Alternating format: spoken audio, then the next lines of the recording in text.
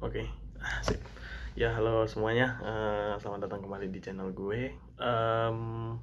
Di sini gue mau membahas tentang sepak bola lagi ya, mengenai topik yang lagi hangat banget, itu tentang European Super League.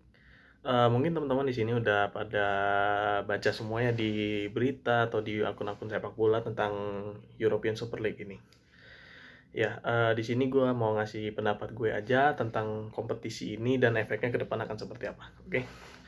Nah, kita masuk ke latar belakangnya dulu. Jadi, European Super League ini itu tuh dikepalai sama si Florentino Perez, yang dimana itu dia punya asisten yang dimana juga dia adalah direktur klub-klub sepak bola, yaitu ada keluarga Glazer dan juga ada Andrea Agnelli, yaitu pemiliknya Juventus.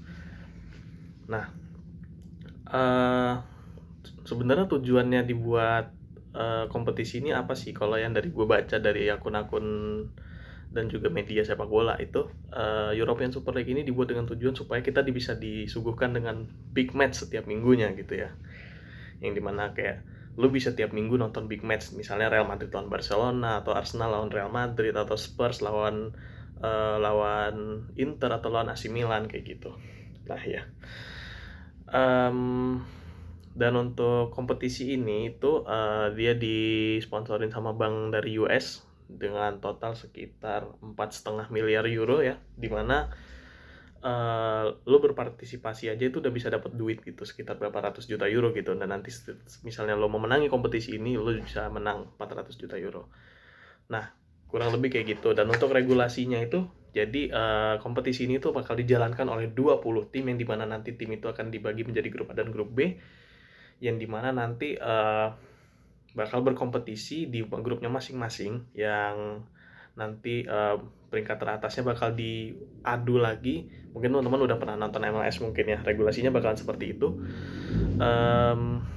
dimana nanti akan langsung perempat final, semifinal, dan kemudian final, dan disitulah juaranya kayak gitu. Nah, kalau kita ngeliat dari sisi ya animo penonton, itu pasti bakal banyak banget karena mengingat fanbase-nya gitu ya.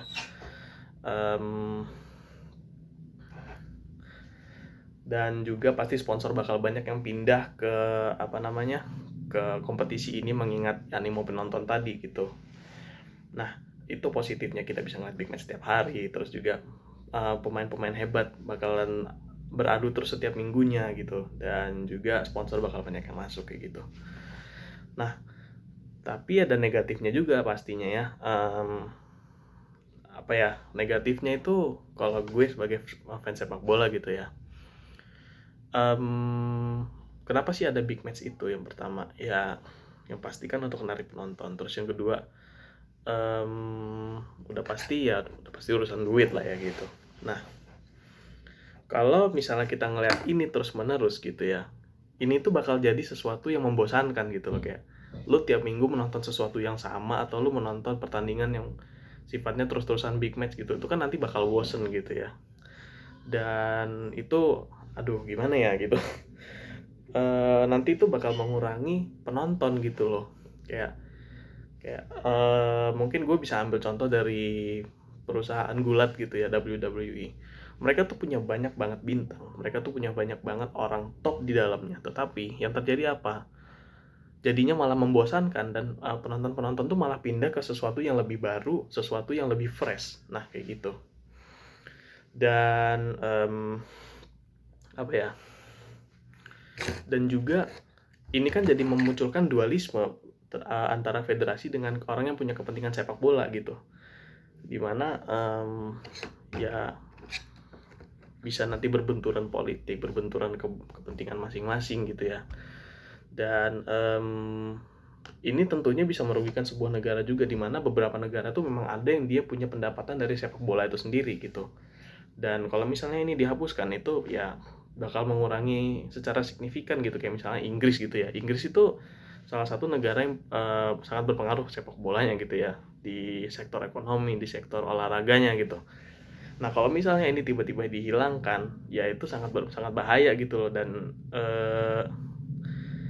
nanti bisa mempengaruhi cash flow-nya negara itu gitu loh gitu.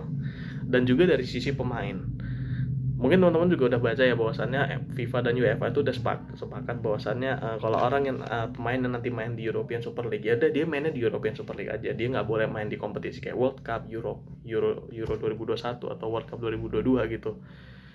Nah,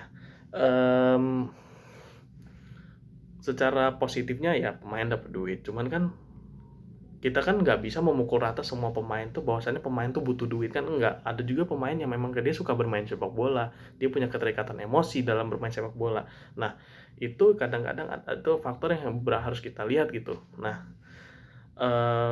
dari semuanya itu gue sangat nggak setuju dengan adanya European Super League, karena ini tuh udah bukan masalah idealisme lagi, ini udah masalah duit gitu loh. Dimana kayak gini deh, kenapa sih Arsenal mau ikut, kenapa sih Liverpool mau ikut, atau misalnya kenapa sih kayak klub-klub yang lain kayak misalnya Juventus gitu mau ikut, ya karena pure butuh uang gitu, kayak Juventus gitu ya.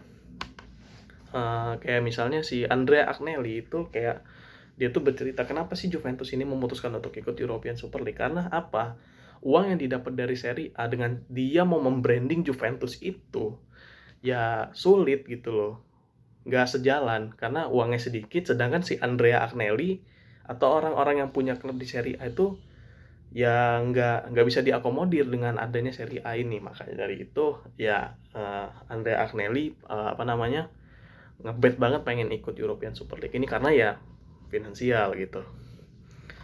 Ya tapi kan nggak bisa kayak gitu juga gitu. Itu kan balik lagi ke federasinya, bagaimana mereka ingin membranding liga ini, bagaimana mereka mengakomodir tim-tim yang ada di liga ini gitu loh. Nah, gue rasa European Super League itu bukanlah solusi yang tepat, karena apa? Ya yang kaya makin kaya, yang miskin makin miskin gitu. Nah itu konklusinya gitu. Nah, dan kalau ini diteruskan ya nanti bisa jadi clash di dalam sepak bola, kayak yang gue bilang tadi, bakal terjadi dualisme gitu. Nah, bagaimana kita harus menyikapinya ini? Kita sebagai fans sepak bola ya hanya bisa bersuara aja, kayak ditutup, misalnya diberhentikan aja European Super League ini, dihentikan aja. Coba dilaksanakan konsolidasi dua pihak, antara pihak yang punya pemangku kepentingan dan juga federasi gitu. Karena ya European Super League ini bukan solusi yang tepat menurut gue, karena ya yang tadi gue bilang bisa merugikan negara, bisa merugikan pemain juga yang misalnya mereka pengen banget main di negaranya itu nggak bisa cuman gara-gara European Super League kayak gitu. Nah mungkin itu aja untuk next update-nya, nanti gue bakal ngebahas lagi kalau misalnya ada berita-berita terbaru tentang European Super League. Oke, terima kasih semuanya, stay safe, thank you.